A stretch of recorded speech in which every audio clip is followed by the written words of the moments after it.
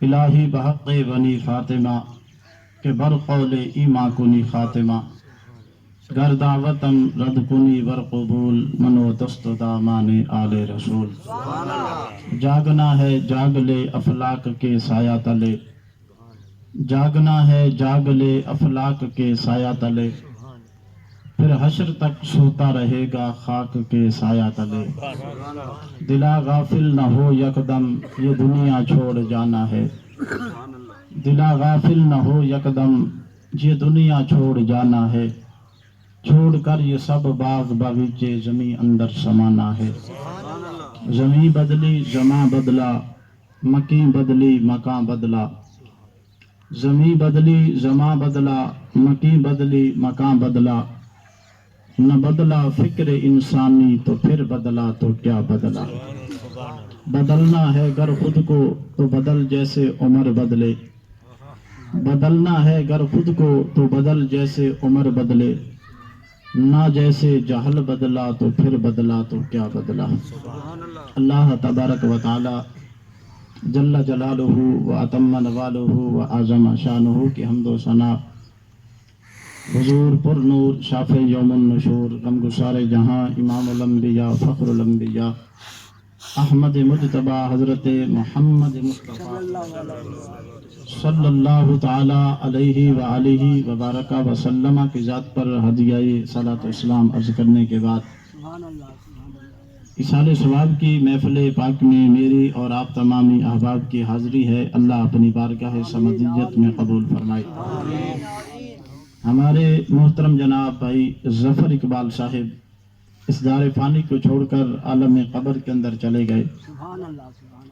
خالق کائنات کی بارگاہ میں دعا ہے اللہ تبارک و تعالی مرحوم کی بخشش فرمائے، جنت الفردوس میں اعلیٰ مقام عطا فرمائے، قبر کی ہر مراحل کے اندر مرحلے کے اندر اللہ اپنی اور اپنے محبوب علیہ السلام کی مدد شامل حال فرمائے۔ جملہ ورثاء لواحقین کو بالخصوص اولاد کو اللہ صبر جمیل اجر عظیم عطا فرمائے۔ اس عظیم صدمہ کے اوپر اللہ صبر کرنے کی توفیق عطا فرمائے اور صبر کے بعد خالق کائنات اپنی طرف سے اجر عظیم عطا فرمائے۔ حضرات گرامی،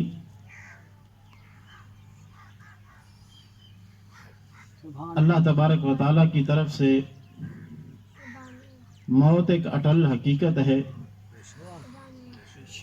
اور جس کا بھی اللہ تبارک و تعالیٰ نے جو ٹائم اور وقت مقرر فرمایا ہے اس ٹائم کے اوپر اس نے موت کا ذائقہ چکھنا ہے۔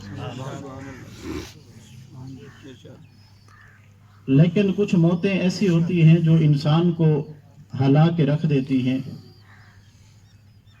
اور انسان پھر اندر سے کھوکھلا بھی ہو جاتا ہے اور ساری زندگی وہ اس دکھ، اس غم اور اس پریشانی کو بھلا نہیں سکتا۔ یقیناً ایک تو موت نوجوانی کے عالم میں آئی اور دوسرا پھر اس حالت میں آئی کہ اللہ تبارک و تعالیٰ نے اس کو 6 بیٹیاں عطا فرمائی تھی،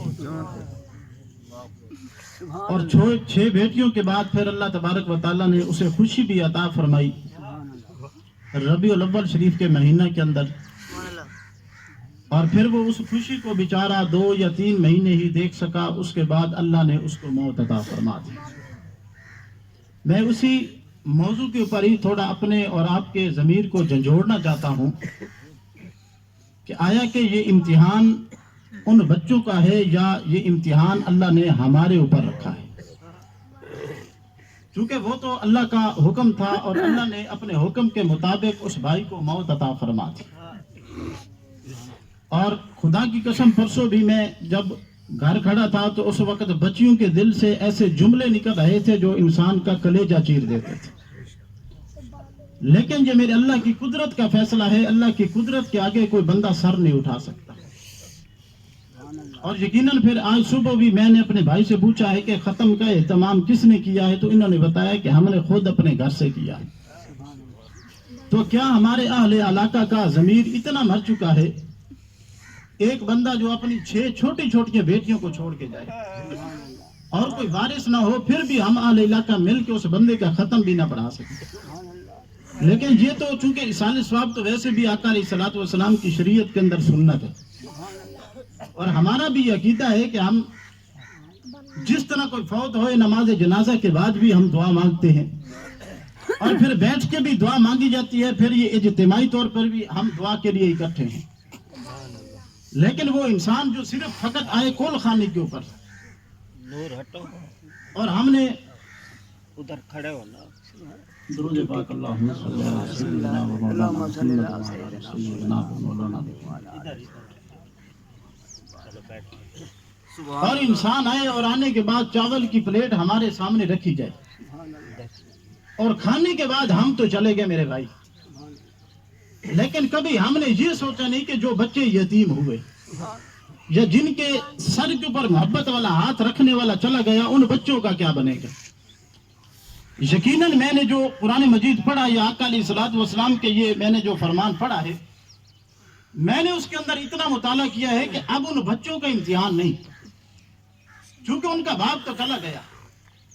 جو آزمائش ہے، جو رب کی طرف سے امتحان ہے، وہ امتحان اللہ نے اہل علاقہ کے اوپر رکھا، اور رب کی بارگاہ میں یقیناً ہر بندہ صاحب اولاد ہے، اللہ ہر کسی کو صاحب اولاد کرے۔ انسان اپنے گھر میں بیٹھ کے اپنی اولاد کے سامنے جب بیٹھتا ہے تو سر کے اوپر محبت والا ہاتھ رکھتا ہے۔ کبھی آپ نے یہ بھی سوچا کہ آپ کے علاقے کے اندر یتیم بچے تو بھی ہوں گے؟ آج آپ اپنی اولاد کے ساتھ بیٹھ کے محبت والی باتیں کرتے ہیں۔ آج اگر آپ بازار کے اندر چلے گئے تو آپ اپنی اولاد کے لیے سامان لے کے آتے ہیں۔ آپ کا بچہ چھوٹا سا ہوا بولنے کے قابل ہوتا ہے، وہ اپنی زبان سے ابا بھی پکارتا ہے، لیکن آج جو معصوم بچہ ہے ہی 2 مہینوں کا، جب وہ بڑا ہوگا تو اپنی زبان سے کس کو ابا پکارے گا؟ اپنی زبان سے کس کو ابا پکارے گا؟ لیکن عید کا دن آئے گا، وہ بچیاں جب عید کا دن آئے گا اپنے دروازے کی طرف دیکھیں گے اور کہیں گی کہ ہمارا ابا کب گھر آئے۔ لیکن آزمائش تو رب کی طرف سے ہے نا۔ انسان 24 گھنٹے مسجد کے اندر پڑا رہے، انسان اللہ کی بارگاہ میں سر رکھ کے پڑا رہے، لیکن اللہ کی قسم اگر ہمسایہ یتیم ہو، اگر ہمسائے کا چولہا نہ جلا ہو تو میرے بھائی اللہ کوئی عبادت قبول نہیں کرتا۔ اللہ یہ نہیں فرماتا اے بندے تو سجدے کے اندر پڑا رہے، 24 گھنٹے تو مسجد کے اندر پڑا رہے، تو نے گھر کی طرف نہیں دیکھنا، نہ تو نے ہمسائیگی کی طرف دیکھنا ہے، نہ تو نے یہ دیکھا کہ میرے محلے کے اندر، میرے علاقے کے اندر کوئی یتیم تھا، آیا کہ اس کا چولہا بھی جلا یا نہیں۔ میرے بھائی اللہ عبادتیں بعد میں قبول کرتا ہے، اللہ تیرے دنیاوی معاملات کو پہلے دیکھتا ہے۔ اور اللہ کا قرآن کہتا ہے کہ لقد کان لکم فی رسول اللہ اسوۃ حسنہ، اللہ نے فرمایا میرے محبوب کی زندگی تمہارے لیے بہترین نمونہ ہے، اور اللہ کی قسم میرے آقا علیہ السلام نے نمونہ پیش کیا۔ آپ جتنے بھی احباب بیٹھے ہیں نا، آپ نے کوشش کرنی ہے کہ میز کے اوپر پیسے لازمی رکھنے ہیں، چونکہ یہ جو میری تقریر کے درمیان پیسے ہوں گے نا، یہ اور یتیم بچیوں کے، یہ میں نے اللہ کی قسم میں کوئی یہ نہیں بتا رہا کہ میری تعریف کی جائے، بلکہ جتنے بھی احباب بیٹھے ہوں آپ نے کوشش کرنی ہے کہ لازمی جتنا بھی ہو سکے آپ نے میز کے اوپر پیسے لازمی رکھنے ہیں، اور یہ ان یتیم بچیوں کی خدمت سمجھ کے، تاکہ ان کے سر کے اوپر کوئی محبت والا ہاتھ بھی آ جائے۔ اور جو ہمارے اوپر اللہ نے ذمہ داری رکھی ہے نا، اب یہ ذمہ داری ہمارے اوپر ہے۔ آقا علیہ الصلوۃ والسلام کی بارگاہ میں توجہ سے بات بھی آپ نے سنی۔ سبحان اللہ۔ آقا علیہ السلام مکہ کے اندر تھے نا، مکہ کے اندر آقا علیہ السلام نے اعلان نبوت فرمایا۔ اب یہ واقعہ سنا ہے کہ میرے آقا یتیموں کے ساتھ کتنی محبت کرتے تھے، کتنے میرے آقا یتیموں کے سر کے اوپر دست شفقت رکھتے تھے۔ ایک بندے کا وصال ہوا، وہ غیر مسلم تھا، بندہ فوت ہو گیا، بندہ تھا غیر مسلم، بندہ مر گیا نا، اللہ کی قدرت، اس کا ایک بیٹا چھوٹا سا تھا، چھوٹا سا بچہ تھا، ایسی حالت آ گئی نا کہ چچے نے ان کو دھکے دے کے نکال دیا۔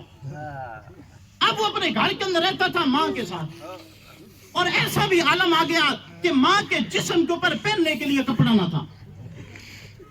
جب پہننے کے لیے کپڑا نہ تھا نا ماں کے پاس، تو بچہ رونے لگ گیا کہ میری اماں یہ کیا ہوا، آج تیرے پاس پہننے کے لیے کپڑا نہیں۔ تو ماں رو کے کہتی ہے کہ میرے بیٹے تیرا باپ تو فوت ہو گیا، اب کوئی ہمارا کمانے والا نہیں، اے بچے میں اب کیا کروں۔ تو جب اس نے یہ سنا نا بچے نے کہنے لگا کہ اماں میں چچے کے گھر پہ جاتا ہوں. آج اپنے یتیموں کو دھکا دینے والوں, آج یتیموں کے ساتھ غلط سلوک کرنے والوں توجہ کر رہی ہے. جب وہ بچہ جا کے نا چچے کے دروازے کے اوپر دستک دیتا ہے, چچا جب باہر آتا ہے نا تو کہنے لگا میرے بھتیجے تو کیا کرنے آیا, میرے دروازے پہ کیوں آیا ہے؟ تو کہنے لگا چچا تو بھی جانتا ہے میں تیرے بھائی کا بیٹا ہوں, میرا باپ دنیا سے چلا گیا ہے, آج میری ماں کے پاس پہننے کے لیے کپڑا نہیں, آج میں تجھ سے پیسے مانگنے آیا ہوں, آج میں تجھ سے کپڑا مانگنے آیا ہوں, اے میرے چچے میری ماں کے لیے کپڑا. جب اس نے یہ کہا نا تو چچے نے دھکے دے کے نکال دیا. اب وہ لڑکا روتا ہوا واپس آ رہا تھا کہ سامنے سے میرے آقا علیہ السلام کا ایک صحابی ملتا. صحابی پوچھتا ہے اے بچے رونے کی وجہ کیا, اے بچے تو روتا کیوں ہے؟ تو رو کے عرض کرتا ہے کہ میرا باپ فوت ہو گیا, میں یتیمی کی حالت میں ہوں, میرے پاس پہننے کے لیے کپڑا نہیں. آج میں چچے کے دروازے کے اوپر گیا تھا لیکن میرے چچا نے بھی دھکے دے کے واپس نکال دیا. تو جب اللہ کے نبی کے صحابی نے یہ سنا نا, صحابی کہنے لگا کہ میں تجھ کو ایک ایسا در بتاتا ہوں, اللہ کی قسم جو بھی اس در پہ گیا ہے اس در والے نے کبھی اس کو واپس خالی نہیں کرنا. نعرہ تکبیر، نعرہ رسالت، نعرہ حیدری. اس صحابی نے کہا کہ میں تجھے ایسا در بتاتا ہوں, اللہ کی قسم جو بھی اس در پہ جاتا ہے فرمایا وہ کملی والا کبھی واپس نہیں پڑتا. اب وہ ماں کے پاس گیا نا, رو رہا تھا. ماں نے پوچھا بچے رونے کی وجہ کیا, اے میرے بیٹے تو روتا کیوں ہے؟ تو کہنے لگا کہ میرے چچا نے مجھے دھکے دے کے نکال دیا, میرے چچا نے مجھے کچھ نہیں دیا.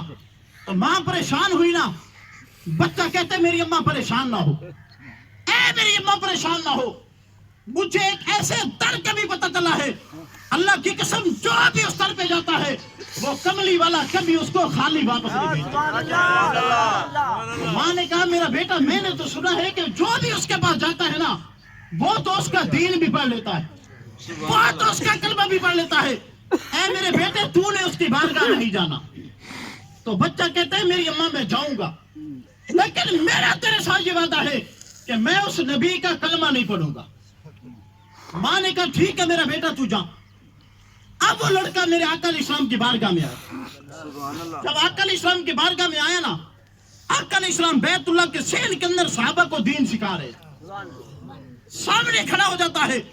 میرے آقا نے فرمایا بچے تو روتا کیوں ہے, اے میرے بیٹے تیرے رونے کی وجہ کیا ہے؟ اب سنیے, وہ کہتا ہے میں نے تیرا کلمہ نہیں پڑھنا.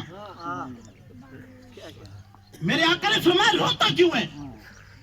رو کے کہنے لگا میں نے تیرا کلمہ نہیں پڑھنا. میرے آقا نے فرمایا میرے بیٹے تو کلمہ پڑھ یا نہ پڑھ لیکن مجھے بتا تیرے رونے کی وجہ کیا ہے؟ تو کہتا ہے کہ میرا باپ مر گیا ہے, میں حالت یتیمی کے اندر ہوں, میری ماں کے پاس پہننے کے لیے کپڑا نہیں, میں تجھ سے کپڑا مانگنے آیا ہوں. اب مجھے بتاؤ میرے آقا علیہ السلام کی بارگاہ میں وہ آنے والا تھا بھی غیر مسلم, کلمہ بھی نہ پڑا تھا اور تھا یتیم, اور میرے آقا کو کیا کہتا تھا کہ میں نے تیرا کلمہ بھی نہیں پڑھنا. میرے آقا نے فرمایا میرے بیٹا تو کلمہ کر کے نہ پڑھ لیکن بتا تیرے رونے کی وجہ کیا ہے؟ اب وہ کہتے ہیں میرا باپ مر گیا, میں حالت یتیمی کے اندر ہوں, اللہ کے نبی مجھے چادر عطا کرو. اللہ کی قسم میرے محبوب نے مزمل کی چادر عطا کرو. میرے آقا نے یہ نہیں دیکھا کہ یہ میرا کلمہ نہیں پڑھتا, یہ میرا دین کے اوپر نہیں, بلکہ میرے آقا نے یہ دیکھا ہے یہ یتیم بلکہ میرے دروازے پہ آیا, یتیموں کا والی غلاموں کا مولا. یہ اللہ کی قسم یہ شان میرے نبی کو رب نے عطا فرمائی, یتیموں کا والی غلاموں کا مولا.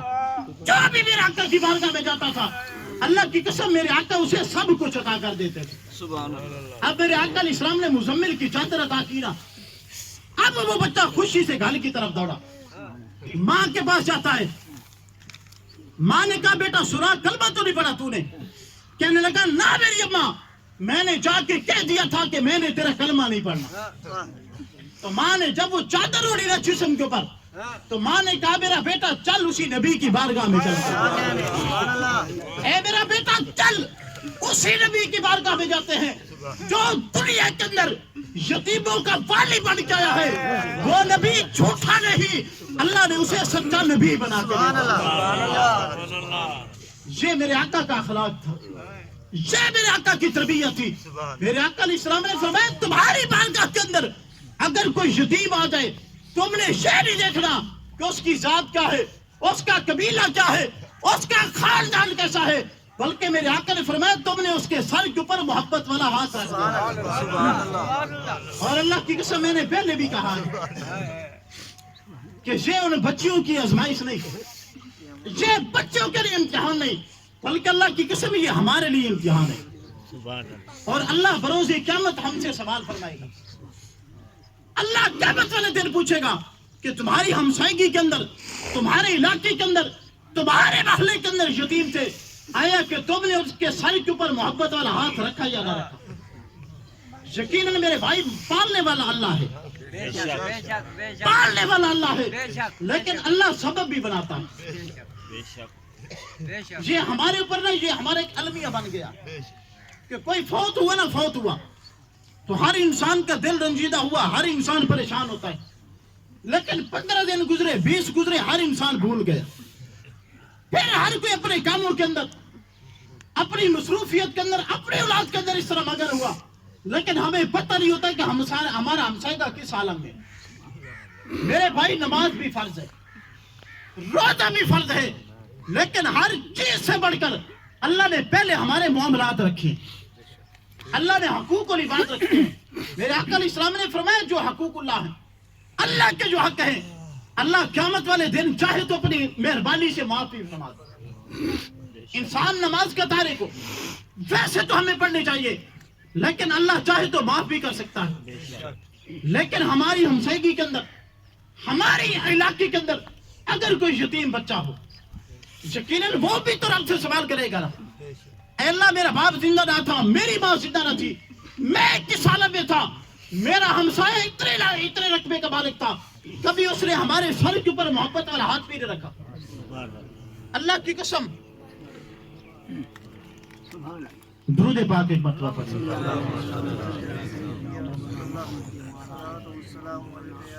میں نے پہلے بھی تمام احباب سے گزارش کی ہے کہ جتنے اللہ پاک نے آپ کو توفیق عطا فرمائی, یہ جو میز کے اوپر جتنے بھی پیسے ہیں یہ ان یتیم بچیوں کے لیے. اللہ نے آپ کو جتنی بھی توفیق عطا فرمائی, جتنے احباب بعد میں آپ تمامی احباب کی یہاں پہ خدمت کریں. انشاءاللہ یتیموں کے ساتھ جتنا بھی آپ شفقت کریں گے, ان کے سر کے اوپر محبت والا ہاتھ رکھیں گے, اللہ اس کے گناہ بڑھ کے اللہ آپ کو عطا فرمائے گا. کیونکہ ٹائم ہو چکا ہے 11. نبینا ایک احباب بیٹھے, یہ نعت شریف پڑھیں گے, اس کے بعد انشاءاللہ ختم شریف پڑھا جائے گا. تمام احباب جتنی اللہ پاک نے آپ کو توفیق عطا فرمائی, تمام احباب آئیں ان یتیم بچیوں کے لیے, جتنا بھی ہو سکے خدمت کریں, اس کے بعد انشاءاللہ ختم شریف پڑھا جائے گا. اللہ پاک میری حاضری اپنی بارگاہ میں قبول و منظور فرمائے. آمین.